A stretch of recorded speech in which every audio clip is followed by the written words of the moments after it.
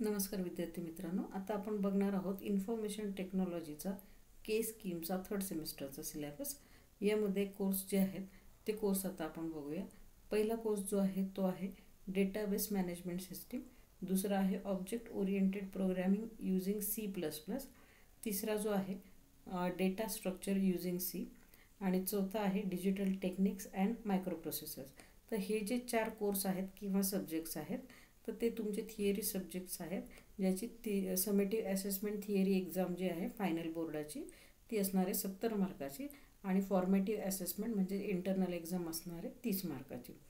त्यानंतर या सब्जेक्टचे प्रॅक्टिकल जे आहे त्यामध्ये फॉर्मेटिव्ह असेसमेंट आणि समेटिव्ह असेसमेंट आहे. तसंच पहिले जे 2 सब्जेक्ट आहेत डेटाबेस मॅनेजमेंट सिस्टीम आणि object oriented programming using C++, याला सेल्फ लर्निंग असेसमेंट पण आहे. तसंच चौथा जो सब्जेक्ट आहे digital techniques and microprocessors, यालासुद्धा सेल्फ लर्निंग असेसमेंट आहे. त्यानंतर पाचवा जो आहे कोर्स तो आहे इसेन्स ऑफ इंडियन कॉन्स्टिट्यूशन. याच्यामध्ये सेल्फ लर्निंग असेसमेंट आहे 50 मार्कासाठी. आणि 6वा जो आहे तो अप्लाइड मल्टीमीडिया टेक्निक्स. हा जो सब्जेक्ट आहे त्याच्यामध्ये फॉर्मेटिव्ह असेसमेंट प्रॅक्टिकल आहे, फक्त इंटरनल प्रॅक्टिकल असणार आहे आणि सेल्फ लर्निंग असेसमेंट.